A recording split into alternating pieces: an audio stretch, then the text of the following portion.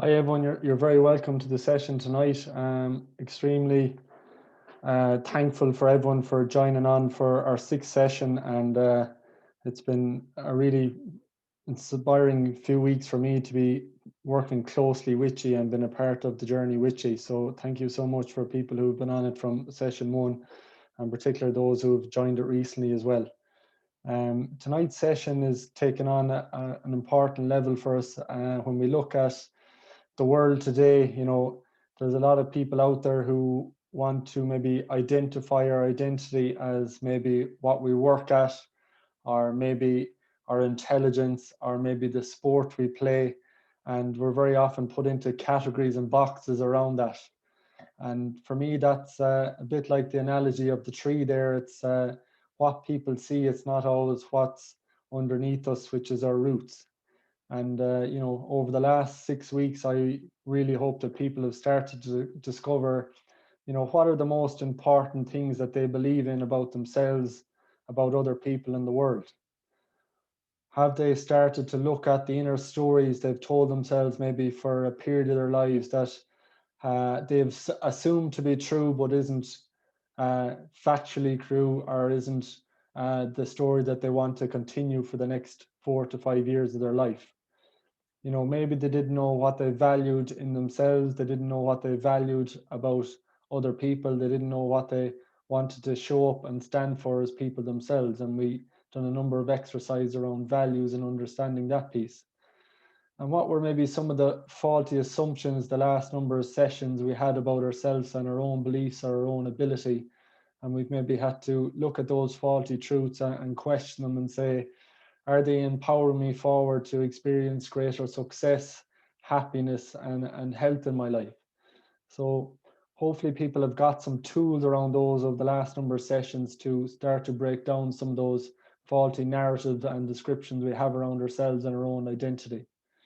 And it's very apt that today is the first day of spring, and we're just over probably a very long winter for all of us in terms of the experience of winter and what we're maybe restricted from doing.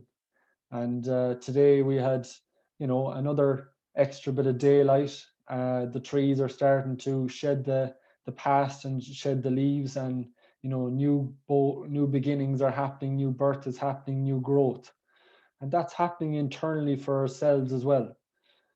This time last year to this time this year, all the cells in your human body have been replaced. So you're a completely new person. And what's our personality? It's just a collection of our thoughts and our feelings and our behaviors. And I believe 100% we can absolutely change our behaviors. I believe 100% we can choose the stories we tell ourselves and the words we use to ourselves. And I categorically believe that helps us to change our feelings and our behaviors. So we can redefine and identify the personality and the character and the brands that we want to be.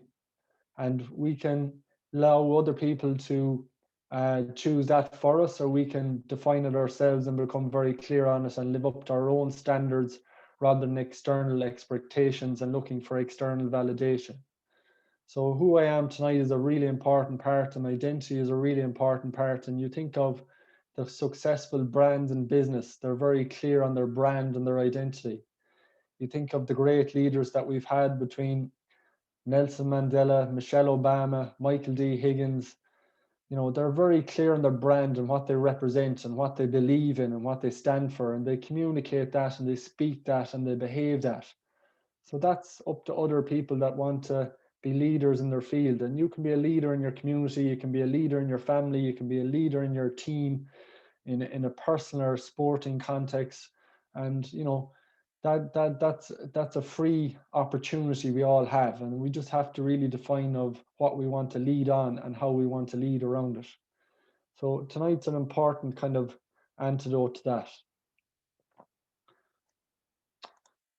Before we move on, we're just going to look at maybe what we've kind of covered so far in our sessions. And it's important to think back to some of the growth that we've had and some of the discussions we've had over the last 6 to 9 weeks. And session one was really understanding a bit more around our mindset.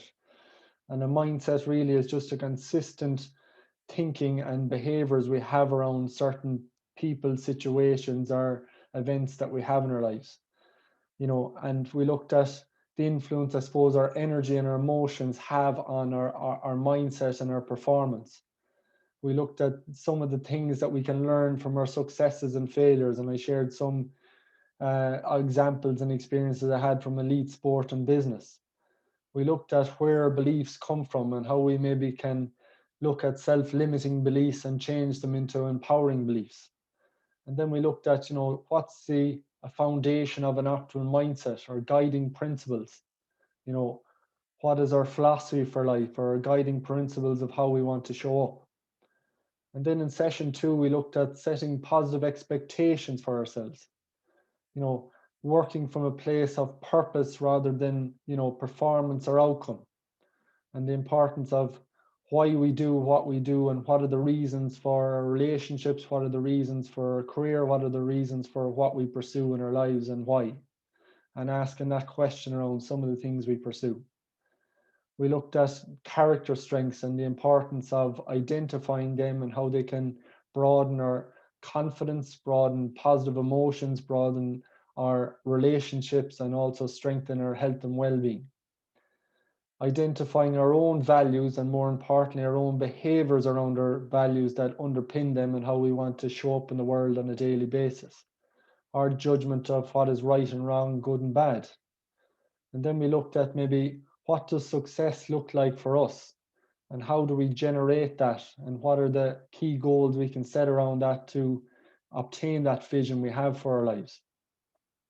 And then in session 3, we looked at the key things around performing under pressure, understanding our relationship with pressure and stress, and we need a certain level of healthy stress to perform at our optimal, and the importance of recovery then after having that healthy stress or that healthy challenge, and the importance of embracing rather than avoiding pressure in our career and in our personal and professional lives to get the most out of performance.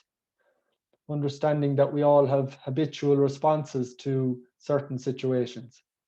Some of these can be ape tendencies where we're maybe aggressive, passive, or we try to escape. And that's the threat side of our brain trying to protect us and keep us safe, and our ego trying to protect us and keep us safe and doing the familiar. But then there's also the challenge side of our brain that loves the opportunity and reflects on things and sees the opportunity and the positive in it. And that's when we're aware, we're in control, we're focused on what we can control and influence, and we're task orientated. What can I do in this moment right now to move forward? And how we train those new responses then with our words we say to ourselves, with the actions we try to cultivate and harness, and the practices we bring in on a daily basis around training new responses. Session 4, then we went a bit deeper into confidence and what are some of the inner stories we've said to ourselves around our professional and personal capabilities, our character, our skills, our behaviors, and maybe what ones we want to change around that and write a new performance script for our lives in sport, in business, in our own relationships. And looking at, meeting our true self and closing that perception of ourselves to our ideal self, and looking at virtues and the importance of them as being an important trait to have and focus in on as well. And then we looked at, from an emotional intelligence leadership point of view, the traits of self-confidence. And there was 9 of those, and they kind of linked into self-liking, self-competence and self-assurance, and how we actually build that self-confidence then, and some of the habits and routines. Last week then we looked at the science of well-being and where happiness comes from and how we can generate it on a more consistent basis, and some of the annoying features of our mind where we have cognitive biases and perceptions of things, and how they're kind of faulty wants, and how we can kind of wish for better wants that create a more purposeful job, a more purposeful use of money, more purposeful relationships, and more purposeful challenges, and how we can kind of rewire our brains around these, I suppose, faulty, annoying features and build better habits for success, happiness and health. And then session 6 tonight is just looking at who I am and where does my identity originate.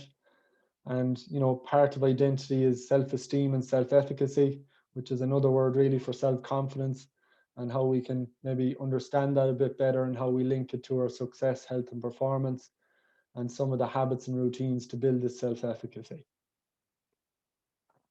So the first thing we're going to start with tonight is around our session outline, which I've gone through. And then we're going to look at this whole area of self-concept. So that is our perception of our individual abilities, character strengths, and unique traits that are, different to us and how we view ourselves. So the most important thing is how we view ourselves and our perception of ourselves. And tied into that self-concept, we have a thing called self-esteem. So that's how much we like ourselves, how much we value ourselves, how much we respect ourselves. And we tied into a good bit of that around self-liking in the last workshop. And then the big area I'm going to be focusing on tonight is the thing what Albert Bandura, the psychologist, referenced as self-efficacy. And he mentioned that there's a couple of components to it, like social modeling, mastery, verbal persuasion, emotional states, locus of control, and social influences. And we'll be diving in deeper to them later on, what they mean and how we can build habits around these to improve my self-efficacy and also improve my self-esteem, which will grow me into the self-ideal that I want to be in the world and how I want to show up. So self-concept, where does it kind of come from and what are some of the thoughts around it from the leading psychologists? So first off, we probably had an existential view where, when a baby's born, they don't realize maybe they're separate from other human beings. They feel they're a part of their mother or father, and they don't realize that they're distinct in any shape or form. And then as they, begin to become maybe 1 or 2 years of age, they recognize that they're maybe distinct from other people. They have unique characteristic, unique traits and different orientations, and they start to notice that in the world. And we also have maybe some constant elements of our personality. So when I say I am tired, that doesn't mean I'm a tired person. It just says I feel tired. And, I'm a kind person might be a more constant thing and a unique thing that my personality shows up. The second part then, when we kind of grow older, we start to arrange things in our mind into categories. So we might, put people into categories that they're the elderly, they're the younger, they're the middle-aged, they're the people in their 40s. And this helps us to kind of categorize and make sense of groups and people. We might also categorize people by their gender, male, female, transsexual, whatever orientations people have. And we start to look at those things and it helps us to maybe identify different groups. Then we might look at skills and size, height, weight, width, speed, strength, and we start to look at and categorize people into these domains maybe. And then we maybe put people into categories around their career to, oh, he's a lawyer, she's a doctor, he's a manager, he's a teacher. And that just kind of helps us to order things in our mind. And then we kind of maybe compare ourselves then from a self-esteem point of view to other people in our categories. And then, Carl Rogers came then with a more humanistic view of self-concept, and he talked about three main areas. So the self-image, which is the view of ourselves, our perception of ourselves, the self-esteem side of it, where we value, we place in ourselves, and then the ideal self is the ideal kind of perception we want people to perceive us as and how we want to perceive ourselves. So they're just some areas that tie into our identity. So how do we evaluate our identities then? So we have a personal identity, so things that are unique to us and our personality traits. So some people say I'm an honest person, I'm a kind person, I'm a warm person, I'm a funny person, and you feel that's kind of unique to your personality. And then the other side of it then is our groups, and we probably form groups for our own self-esteem and to feel a sense of belonging from a psychological need point of view. And that kind of ties into our identity, and we kind of, rationalize ourselves as parts of the groups and make us form an identity within those social groups. And then the evaluation kind of comes in three main areas. So we categorize ourselves from a personal identity point of view, as I mentioned already, and we also categorize ourselves from a social point of view. we're part of this GA club, we're part of this swimming club, we're part of this cycling club, we're part of this music group. And maybe we see ourselves as a student group. And when we identify and say, I am a student, and we start to use these statements, we start to take on some of the norms and behaviors of being a student. And we hang around with those students and we talk like them and we start to act like them and we start to, you know, manage our perception of things to meet the level of the group and the group norms. And then the comparison maybe starts where we compare ourselves to other groups that are students and how we're doing from a success point of view. And very often we maybe try to underestimate or overestimate our capability to keep our self-esteem in equilibrium. And then our social influences also have an important aspect on our identity. So, from a young age, a baby, you stick out your tongue, they'll probably imitate that. You start to laugh or smile, they start to imitate that. So the mirror neurons in the brain are starting to imitate the emotions and the behaviors of the adult. And we're the same way when we go into groups, maybe we start to, consciously and unconsciously, from mirror neuroning, kind of imitate the people in our group and or in our company or in our social groups. And then, we start to identify roles in those groups and we have expected norms for those roles, behaviors, beliefs around them, and we perform up to that expectation. And then, in sport and business, then we kind of have reference groups we kind of compare ourselves to. And, when we do better than them, there's kind of a boost in self-esteem. And when we do worse than them, we kind of lower self-esteem. So, social identity is important in that aspect. And then our culture and socialization. So, definitely where you were born, where you grew up, the people you surround yourself, your peers, your teachers, your parents, your friends, all had an influence on your identity and what you deemed good behavior, bad behavior, what you believed in, didn't believe in, what religions, what conversations you were a part of, the foods you ate, the language you used, all kind of added to your identity and how you formed it. So just bear in mind you're a very rounded individual from different peers, and it's trying to identify, what are the good behaviors and norms and values and beliefs I've kind of inherited from the schooling I've got, from my parents, from my peers, and from the job I'm in and the expectation I'm trying to live up to around that. And the other groups then outside of work, maybe how do they perceive things? What do they believe in? What are some of their values and behaviors? And how do I try to compare myself, or how do I adapt my identity to those people and those situations? So first exercise for tonight, and it's probably around personal identity. And I want you to think of, you know, when I talked around our abilities and our perception of our abilities, our perception of our unique character traits, our perception of our behaviors, we all have positive qualities. And it's important maybe that we look at this exercise and say, start to look at some of the key words here that stand out for you and say, can I pick maybe 10 out of this that I would say are positive qualities around my personal identity? So I might be funny, I might be friendly, I might be creative, and I start to pick out the words that have meaning to me and I'm associating with myself and my positive qualities. And just kind of circle what's there for you at the moment. Maybe write down some of the key ones for you that you like to show up as a positive quality and you feel are unique to your personality and your behavior. So I'll give you a couple of moments there just to identify your positive qualities.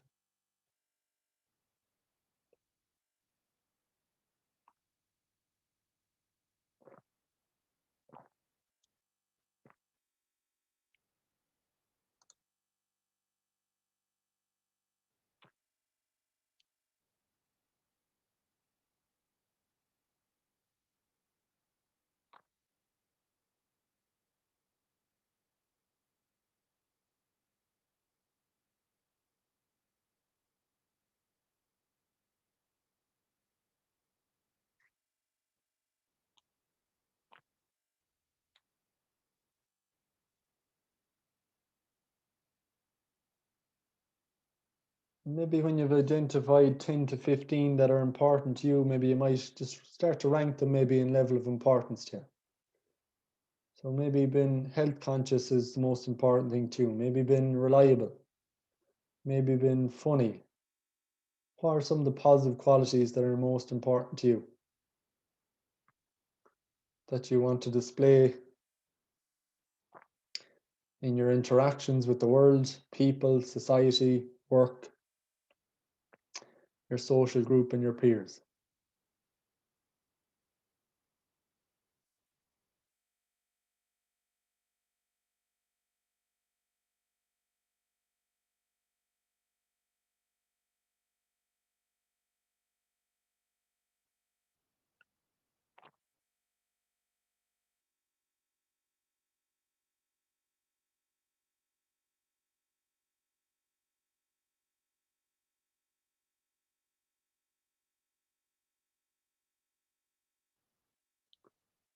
And again, we've spoken about maybe the importance of self-talk over the last couple of weeks, and what do we affirm to ourselves? So you could maybe write a little statement to yourself around your positive qualities every day.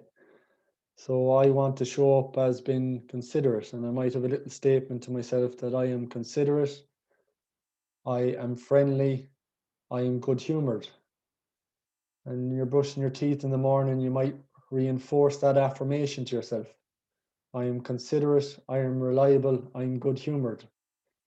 And when you're having your cup of tea, maybe on your 11 o'clock break, you might reinforce that affirmation to yourself 4 or 5 times. And when you're having your lunch at 1 or 2 o'clock, you might affirm that positive quality statement to yourself 4 or 5 times. So by the end of the day, you might have reaffirmed those positive qualities to yourself 15 to 20 times. And by the end of the week, it could be up at 100, 140 times. And bit by bit, that starts to seep in as a belief about yourself, and you start to adapt to those beliefs, you start to adapt to those behaviors that you want to show, and you start to show up in the world with those positive qualities more consistently. So, the power of the words we say to ourselves, the power of our beliefs, have a huge cumulative effect on what we value, what we think, what we feel, ultimately, how we behave, and our results. So having a little affirmation around that, a little statement around that is very, very important.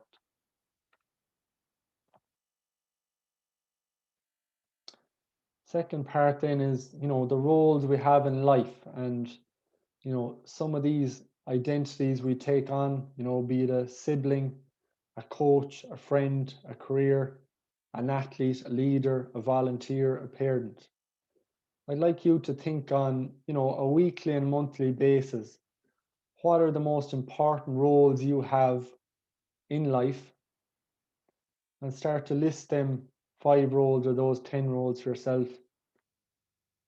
And I'll give you a couple of moments to do that as well.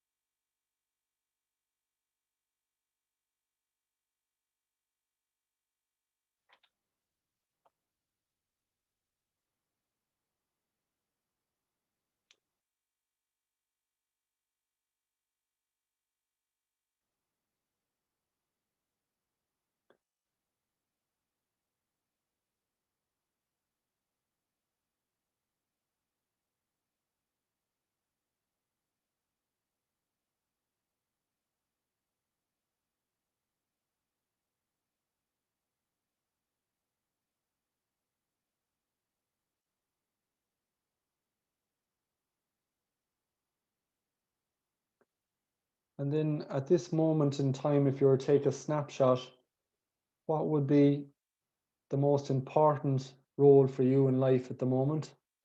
And what would be the least important if you were to rank them from 1 to 5 or 1 to 10?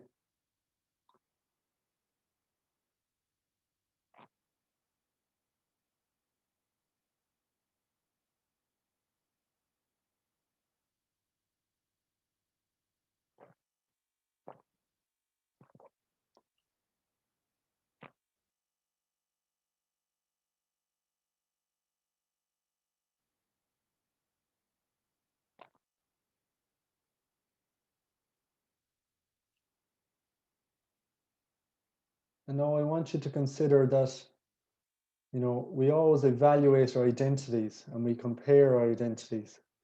So it's really, really important now what we're comparing. Are we comparing ourselves and our own self-esteem to others?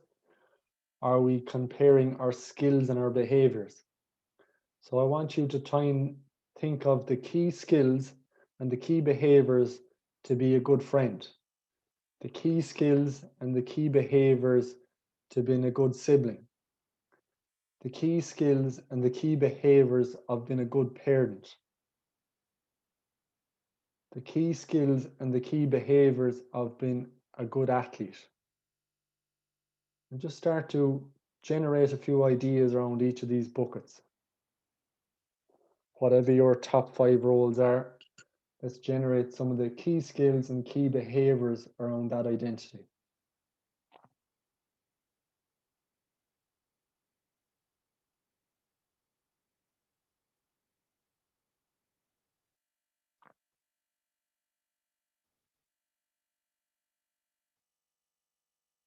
And why we're breaking this down is the importance of, our mind is naturally going to compare. If we have no reference points of what that comparison is around skills and behaviors, there is a massive threat to our self-esteem then when we maybe underperform that domain. So it's important that we maybe identify what those skills and behaviors are. So there's a level of self-acceptance that, my performance is not who I am. The performer can be at different times in the day and the week. As a friend, you're in a performance situation. In a work context, you're in a performance situation and you're the performer. Around your friends and family, you're the performer in that scenario at different times. When you're playing sport or doing your hobby, you're the performer in that situation as well. So we can have multiple performance scenarios and situations in the week. And it's realizing that if one of them doesn't go well, there will absolutely be another opportunity in the day and week for that performer to maybe exceed his standard and exceed his or her expectations. And we can generate confidence from our performance as a parent, a friend, a sibling, a manager, a coach, a volunteer. And we can transfer a lot of the skills and behaviors into each of these domains to achieve success and learn more about ourselves. So sport, our career, our friendships are almost like a laboratory of experience for ourselves to express our skills, express our behaviors that we want to show up with, and to constantly reflect and harness them.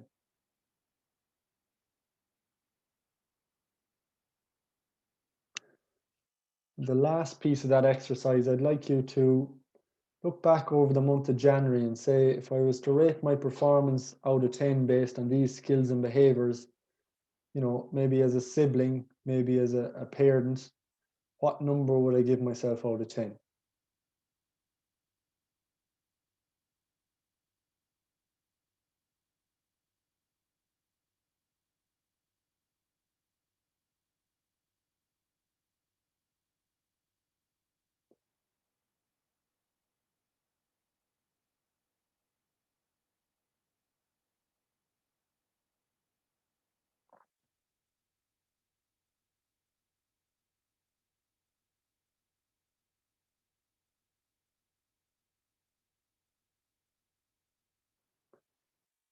And you might have 5 areas in your life at the moment where your roles are identified and very clear for yourself. Give yourself an overall score out of 50 then for that role performance.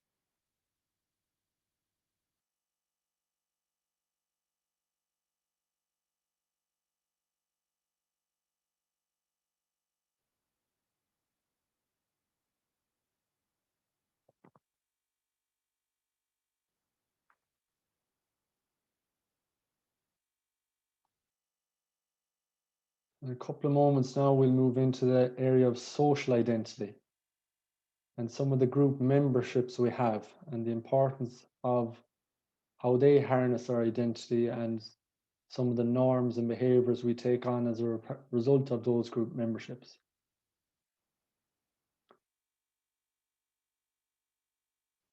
So just thinking around, 168 hours in the week before we move on.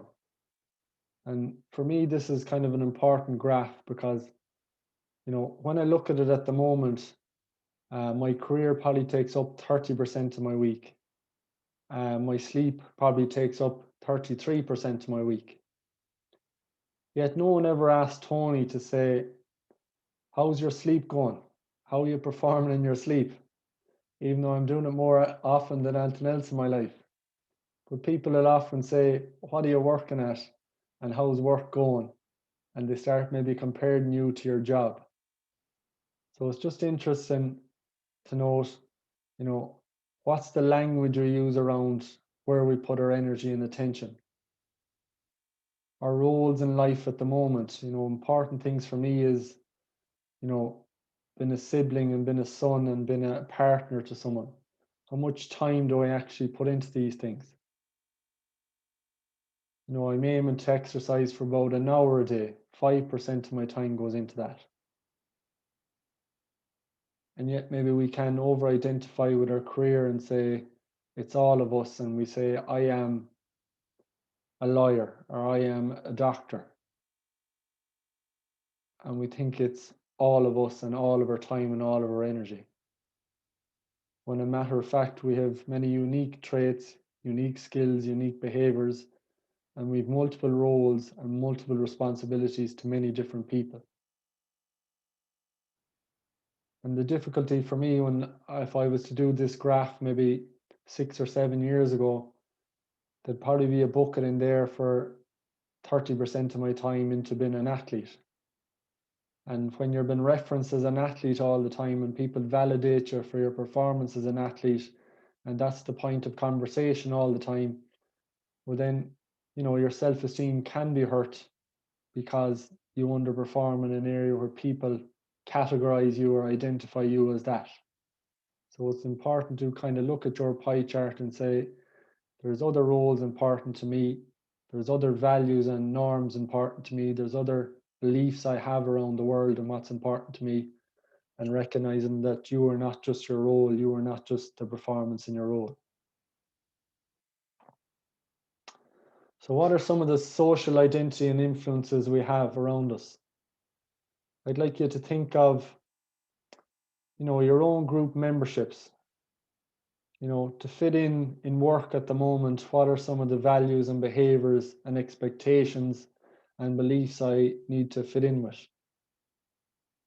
Around some of the leisure groups I'm a part of at the moment, what are some of the beliefs and values and norms and expectations around that? And what's the identity I need to show up there? Around my friend peer groups, maybe from college or school or work or, past hobbies you had. What are some of the norms and values and behaviors that I need to fit into those groups? And maybe in my sporting groups and my family, what are some of the norms and behaviors? So we kind of adjust our identity to the expectations of the groups we're in. And they also feed into our self-esteem as well.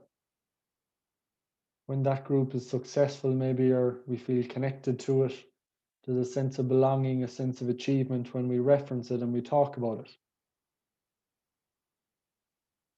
Maybe we're very proud of our religion and what that represents. Maybe we're very proud of our sport and what that represents, and the sport groups we're a part of. And these can be really powerful changes to our identity that help us to realize the values and importance that are important to us. They help us realize what we believe in and what's important we believe in.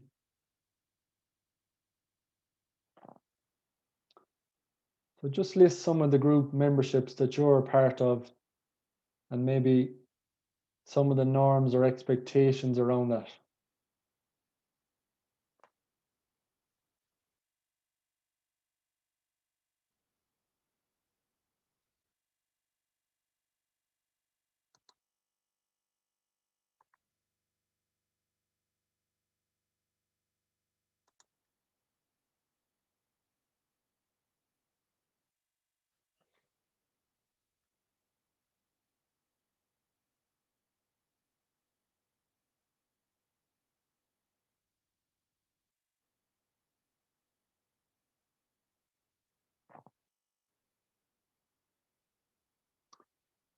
Just listing some of the group memberships that you're a part of, and maybe some of the values and behaviours that's kind of expected to be a part of that group.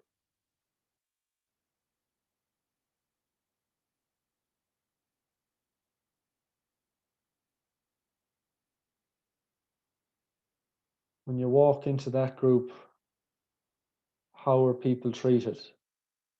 How are people spoken to? How do people relate to each other?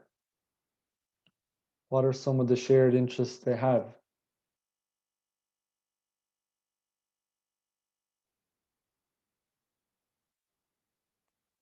How do people talk away from the group when they're not there?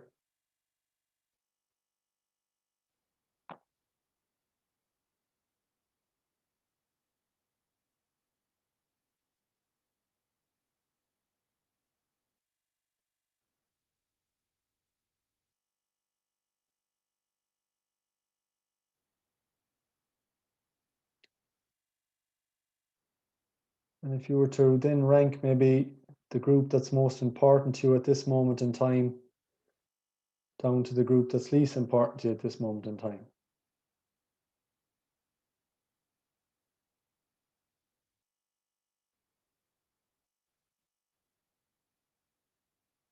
And maybe when things don't go to plan in that group, how that might affect your self-esteem and self-confidence.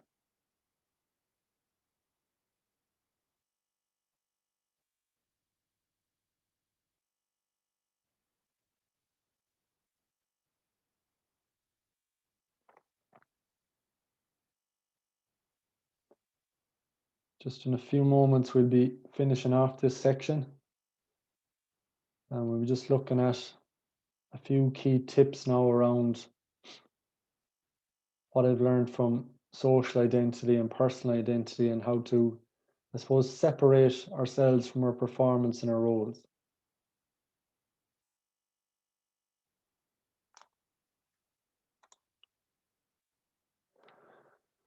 So for me, it's about raising our awareness. The better awareness we have around our role and how we identify with it, the better choices we can make and the better actions we can make and the better results we'll have. So what are some of the expectations for each of your roles in life? And we've kind of identified some of the skills and behaviors necessary for each role. And then rather than leaving it up to faulty reference points that our minds create and compare to other people that are successful maybe, and we don't know what they're successful doing other than maybe lifting a trophy or they've got a promotion. What would success look like for you and sound like and feel like if you're successful in your role? What's that vision of success for yourself? As a parent, what would a great parent do, or what would a great brother or sister do, or what would a great manager do? What would success look like in that role for you? What are some of the values and behaviors that are important in that role that you want to demonstrate and you already currently have? And how would I measure those key behaviors? We also looked at maybe what are some of the roles I'm performing well in, and what is my reference point around doing well in that role? So do I have very key kind of indications of what a good brother, parent, coach, manager is, and some of the skills and behaviors around it? And do I regularly reflect on my performance in the performance situations around them? And who do I check those performances with? Is it a coach? Is it my players or my staff?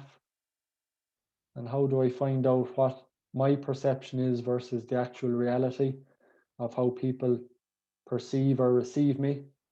And how can I maybe close that gap with some actions? So it's really important that we reflect on our roles, we seek out feedback on the performance around our skills and behaviors, we continually refine those skills and behaviors, and we repeat that performance situation again and again.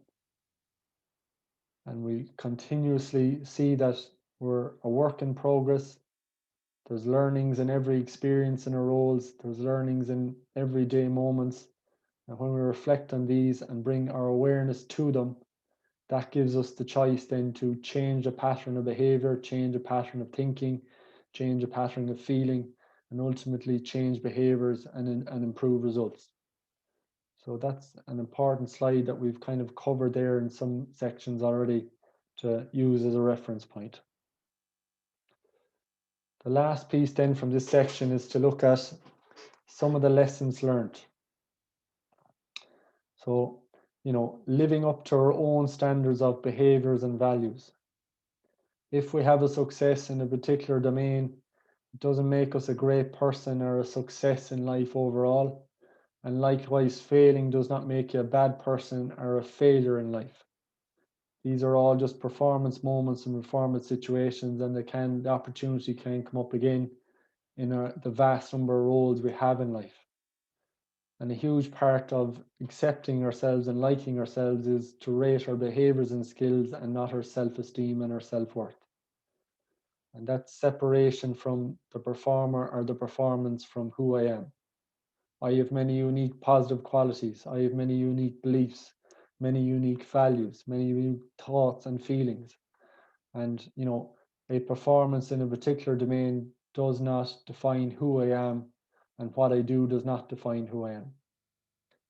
And failing does not make you a failure. It's part of the journey, it's part of the process, and we have to see it as a learning moment and a growth moment. And there's 8 billion people in the world every day. We have 80,000 thoughts a day. It's very important that we have some facts around our performance, and we don't be looking for external opinions, maybe online or from sources that maybe, we wouldn't seek advice from. So have some critical friends in your corner that can give you that factual based performance reviews around your behaviors or some of the skills they observe in you, and have your own standard or rating around your own performances too, and reflect on those and try to close the gap. And reference points are important because they influence our self-esteem and self-confidence. So that's kind of section one, and a deep look at identity and social and personal identity, and the importance of separation from our performance domains and roles. Section two, we're going to look into the self-efficacy side of it. So to simplify this, is just our belief in our capacity to execute behaviours necessary to produce specific performance outcomes. And it's the degree to the confidence we have in our ability to exert control over one's own motivation, behaviour and social environment. So the belief in myself that I can control my motivation, my performance, my motivation, and ultimately my behaviours, and achieve the outcomes I want in life. So what would be the traits of someone high in self-efficacy? Broken this down into two categories. Having a strong self-efficacy, you would have rise in your trait bucket. So, a person who has these traits would resolve issues and recover quickly. They have a deeper interest in activities. They have a stronger commitment to activities, and they enjoy challenging tasks. So when we have a strong self-efficacy and we know how to develop from tonight's workshop, this is kind of the formula that we'll be working off, and we'll be really looking forward to challenges. We'll see problems as issues to solve. We'll have a deeper interest in the activities that we're passionate about and we're going after, and we'll have a stronger commitment to those activities. A minor setback, a minor fall, or a large setback or a large fall won't stop us from pursuing that again, and we'll enjoy taking on those challenging tasks. If we don't work on our self-efficacy or self-confidence, we can fall foul to this fall acronym, where the belief that tasks are beyond our capabilities, that we avoid those challenging tasks, that we focus on our personal failings and negative outcomes. So if I have one setback, I'm always useless at that, I can never get better, and I've kind of that fixed mindset. And then as a result, then with that language towards myself, I'm lacking confidence in my personal abilities. So these are things that we can change, and this faulty thinking, these faulty truths we can work on. So what are the 5 main sources of this self-efficacy from Bandura? Number 1 is performance experience. So when you think of past experiences, people have gone to school, they've maybe gone to secondary school, they've gone to college maybe, and maybe you've done PhDs and progressed throughout your work career on different courses. So there's a huge amount from an education point of view that we've worked on and improved and highlighted and gone better at. Sport wise, maybe, or hobby wise, if you think of all your experiences there from underage up to teenage years up to adulthood, huge amount of different experiences that you can maybe reflect back on and look on. Your own kind of career and work, what part-time jobs you had, what first positions or trainee or graduate programs you're on, what managerial positions you got or what experiences you had there. You think of some of the relationships you've had in life, what they've taught you, from romantic relationships to friendships to circles of friends to groups you've been a part of. They've all been a rich experience and a rich learning ground for you and have provided some performance accomplishments for you. And if you were to reflect back on them, they would be an important part of, identifying what you're good at and maybe some of the skills and behaviors that have led to you being successful and can be successful again in the future. The second piece is around vicarious experience, so role models. Who has given you inspiration in the past that you've looked at and said, yeah, I can do that. And when they've achieved something, it's kind of propelled you on to work harder at that course, propelled you on to work harder at your sport or your domain and get better. And it's given you a sense of belief, if they can do it, I can do it. And this is how they went about it, I can do that too. And then the social persuasion side of it, where we have, not only in our own corner from friends and family, but our own inner voice as well, that we're verbally encouraging ourselves around our achievements, our abilities, our unique behaviors and character strengths, and how we can achieve and we can and deserve success. And then the next component then is, the visualization piece we've talked about and practiced. So what is the success I want for my life, in my family, in my friends, in my personal career, and my hobbies? What would success look like in the moment? If I'm standing in Croke Park and I want to win All Ireland, what would that moment feel like? Who'd be there? What would the experience be?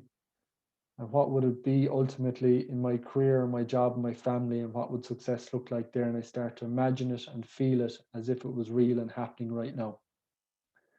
And then the last piece then is, looking at what gets us into the physical and emotional states to feel confident, feel ready, to feel prepared.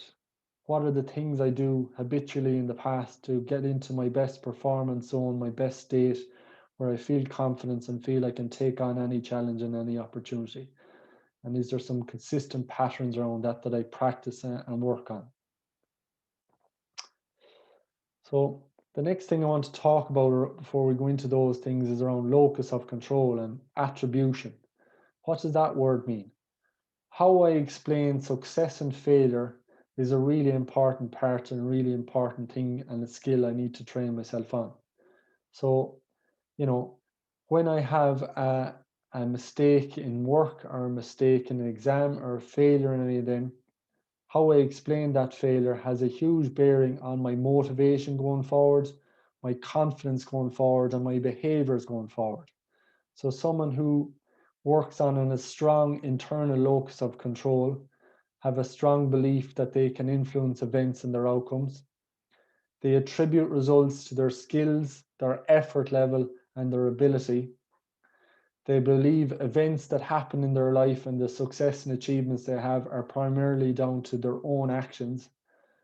And they attribute failing down to a poor effort in their preparation or a poor strategy on their performance moment or performance domain.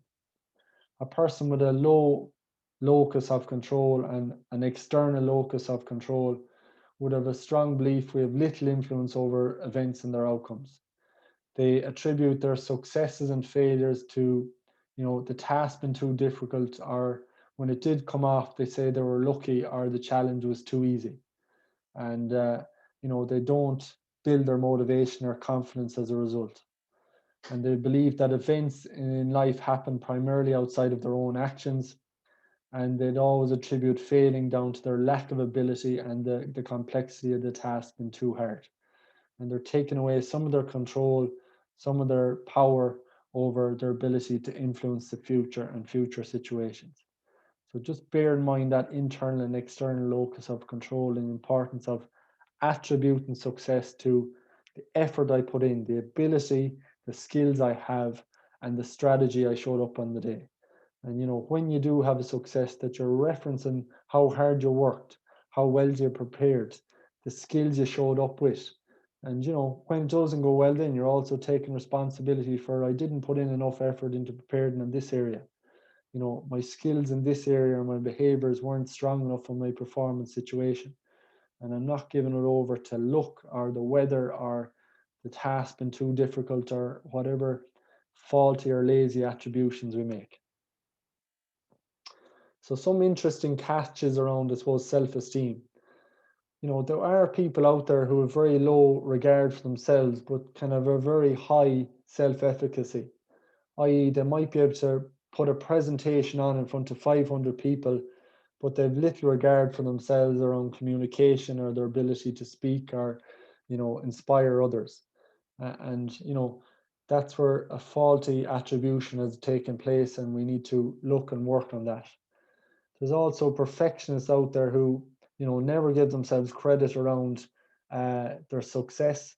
And it's really important that maybe we clarify the expectations around roles for these people, around the skills and behaviors necessary to be successful, and showing them what they did really well to be successful.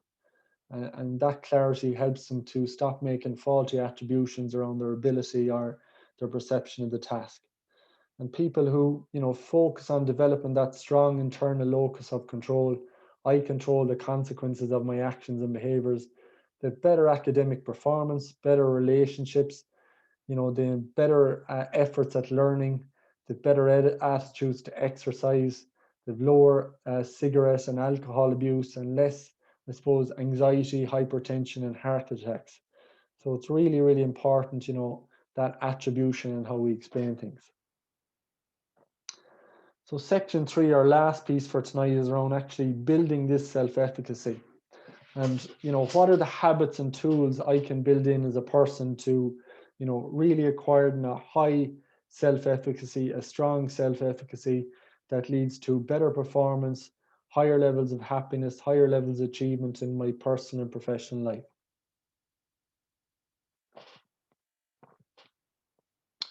So the first thing we're going to look at is around past performance. And actually doing the work now when you get reflection time and saying, I've been through a journey in my life. I might be on my third, fourth, or fifth decade, depending on the age group, your category you're in, and your mind is identified with. You've had lots of accomplishments in life that maybe you've passed over and haven't put in the piggy bank, and you haven't built up that confidence store as a result.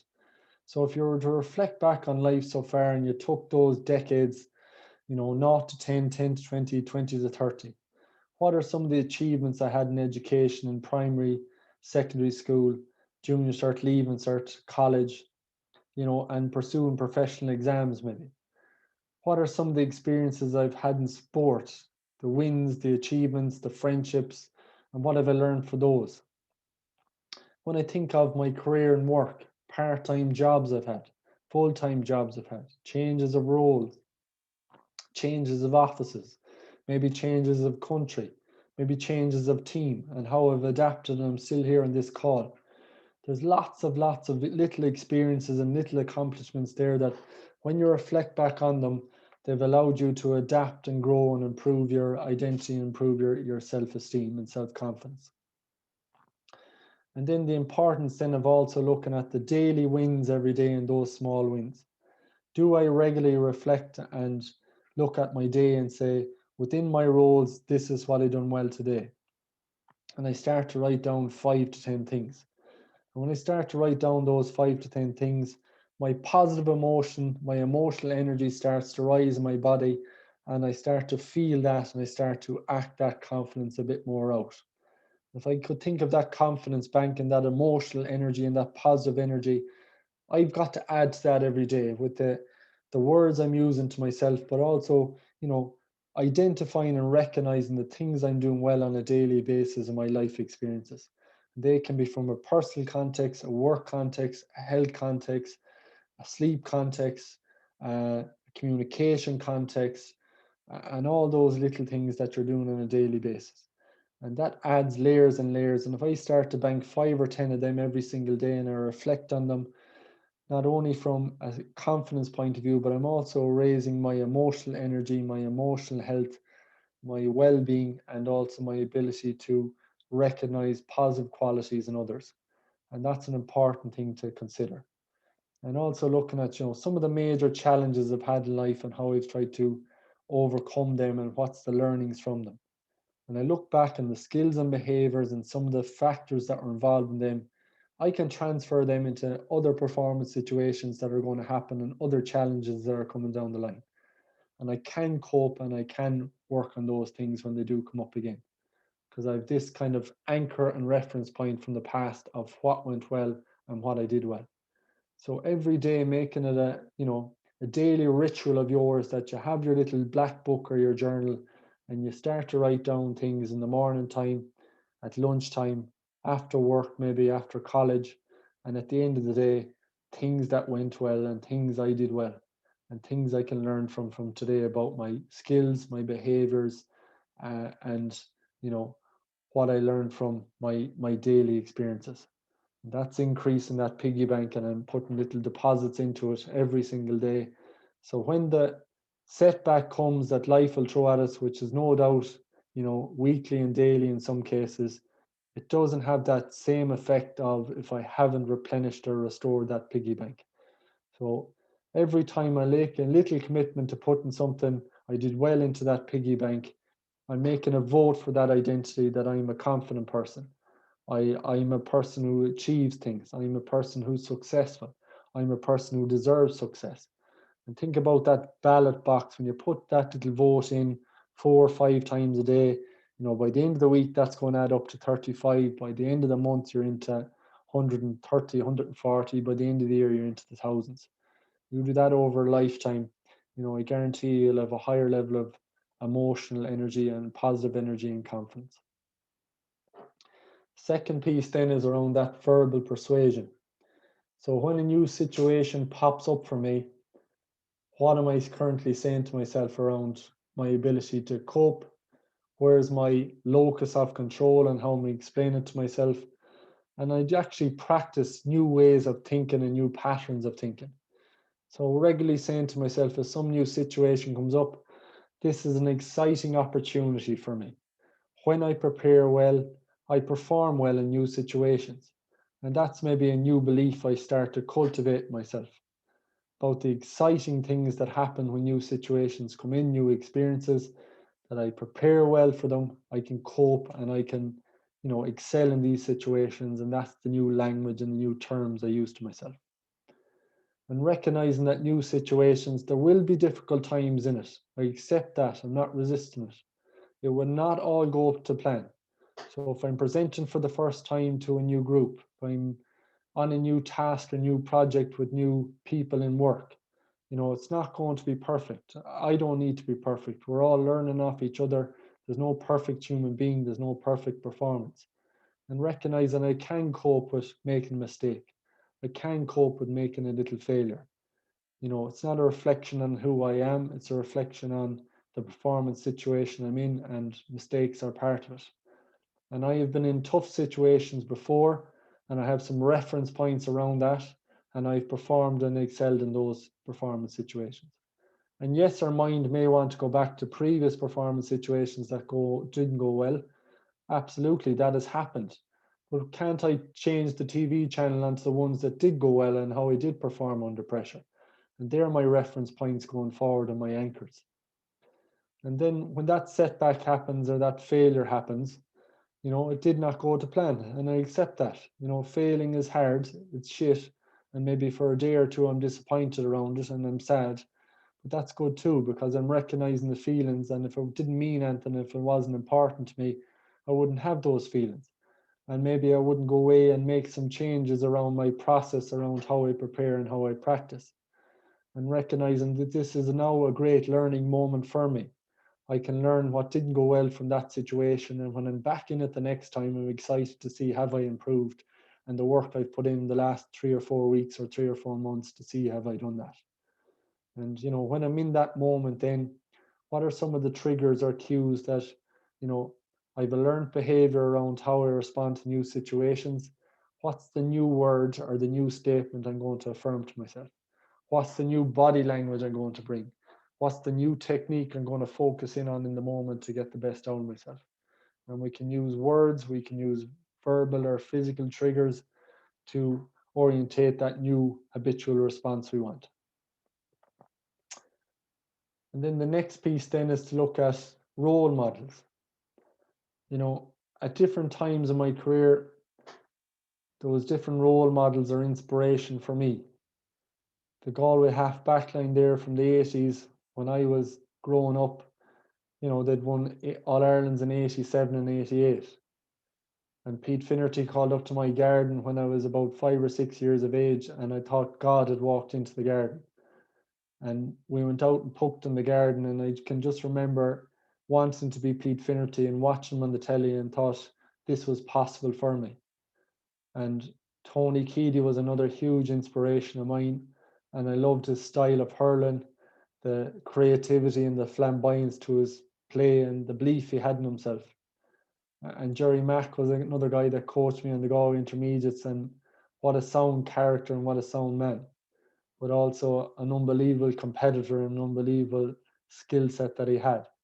So at different times they can be inspirations for you. And when I worked on my visualization before I moved into senior hurling, Shawnee McMahon was a huge inspiration for me in the 90s around how he carried himself. And I used to visualize myself in Shawnee McMahon's boots, how he used to deal with high ball, how he used to deliver balls. And when I was taking frees, I used to imagine that I was Shawnee McMahon and I was cool under pressure and I delivered. And I even modelled a lot of my free taking routines on Shawnee and holding the hurl to line myself up to the goalpost. And I just used to love his composure under pressure and how he always showed up in the big moments. So actually taking inspiration from people rather than comparing yourself to them can be a powerful way to shift that emotional energy in ourselves. And I suppose in my career now, two people I really look up to are, you know, Jerry Hussey on the left there has been a huge role model for me, and I suppose led the way in sports psychology and human performance psychology, and a great friend of mine and someone who really inspires me of how he leads his life and how he tries to educate people and inspire people. And Deepak Chopra would be another guy I love listening to, love learning off, and I love his outlook on life. And he's a huge inspiration and someone I try to learn off. So, who is your role model? Maybe you could admire their skills and the behaviors, and who could you use at critical moments to give you that emotional charge and that emotional response? So, imagine a little boost in confidence, and you think that I'm going to present it now, I'm going to step into Shawnee McMahon or Deepak Chopra or Jerry Hussey. Who's your role model that you take inspiration from and they give you that boost of confidence and energy, and just have a little reflection on that?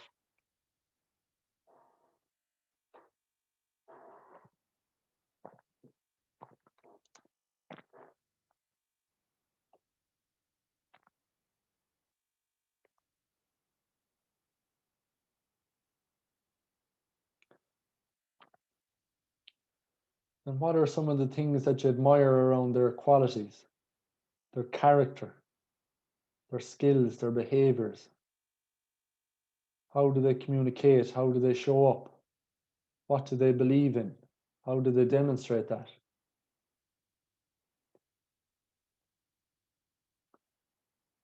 Oftentimes, the traits or qualities we see in our heroes or our role models or inspirations are deep in us as well, and maybe we're blind to them.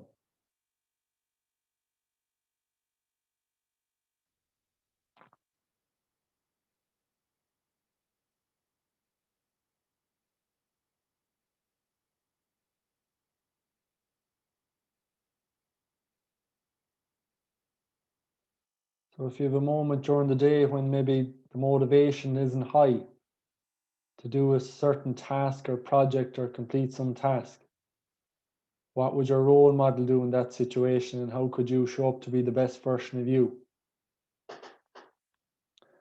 So role modeling or self-modeling or vicarious experience is another really good thing to boost our self-efficacy.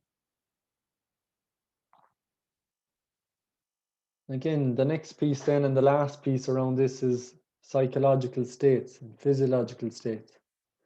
And we will run a lot of this around the red and blue head in our performance under pressure session 3.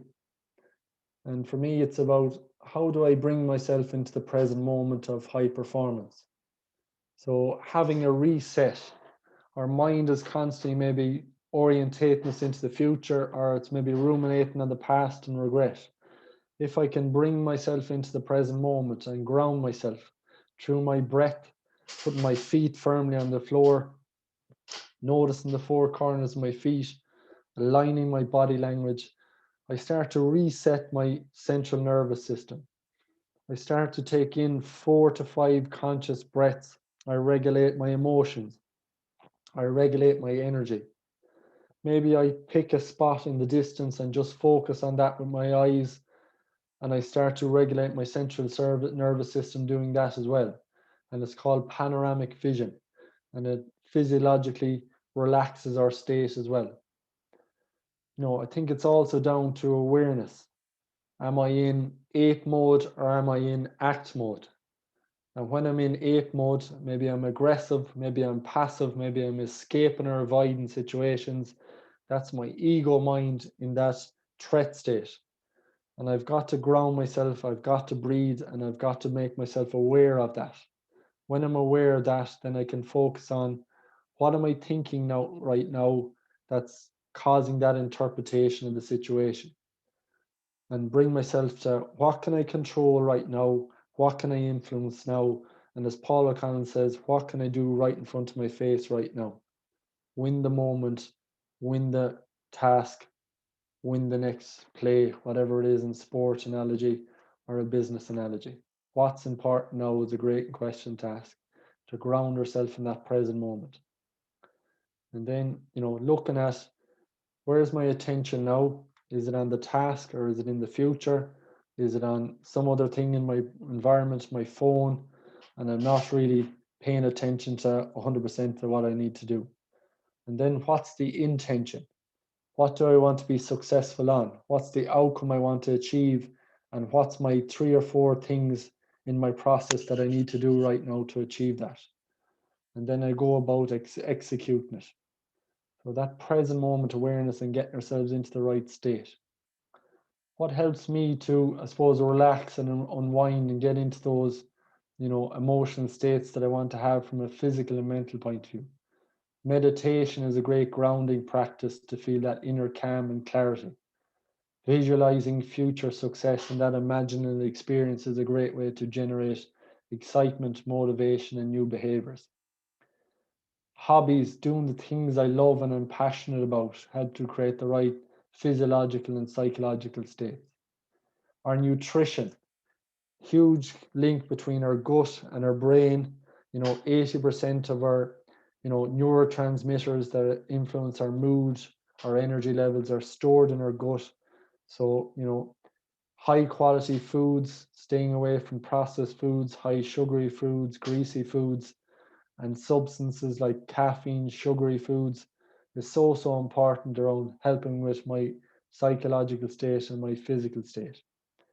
What do I do away from work? I'm a third of the week sleeping, I'm a third of the week working.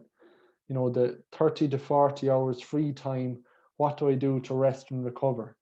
Is it, 20 to 25 hours on my phone? Is it 20 hours on TV? And maybe I'm not, regenerating in any way possible with my free time. Yoga, a great way to get into a balanced state of calm, of present moment, of inner being. Walks in nature, another great thing to regulate our emotional state and our central nervous system from stress to relaxation response. Hot and cold showers, great way to kick in dopamine, serotonin, oxytocin, causing us to be relaxed, to be happy, to be calm. Massage is another great way to release tension out of the body, tension out of the mind, and releasing any build-up of emotions that are there and releasing.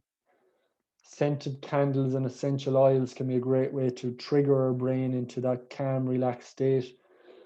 Smelling these things prior to performance can help our central nervous system to calm down. And having a clean environment, both in our office, in our bedroom, in our sitting room, that allows our mental capacity to be just switched on to relaxation and not what we need to clean or what we need to do. So all those things are really, really important around generating calmness. And they're just some tips and things I found useful from leading into different performance situations, be it in a work context or an All-Ireland final.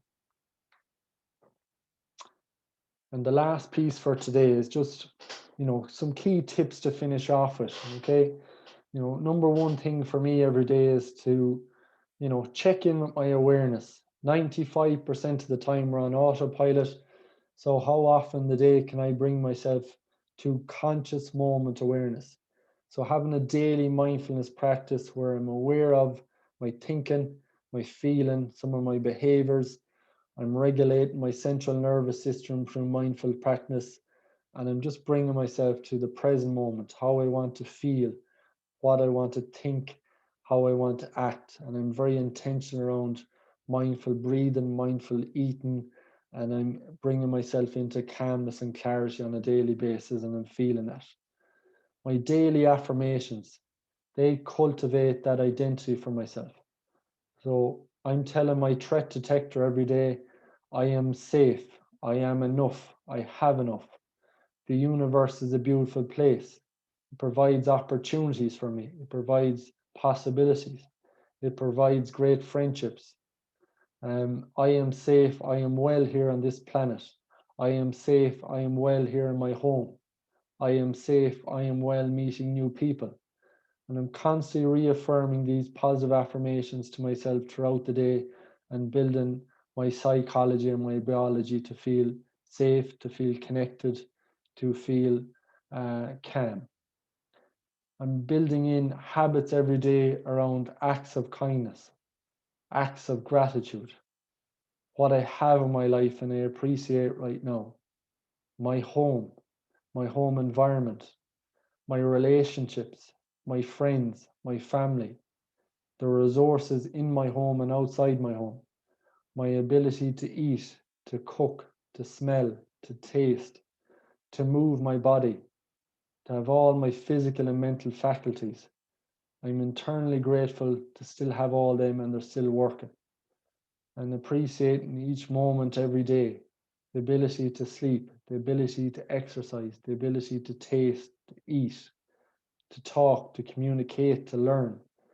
We're so, so fortunate some of the things we have right at our fingertips and we maybe take for granted. And then, visualizing a couple of times a week. What is the future success I want to happen? What does that feel like? What does it sound like? Who's there? How am I acting? What does the ultimate outcome look like? And, what are the steps to getting there?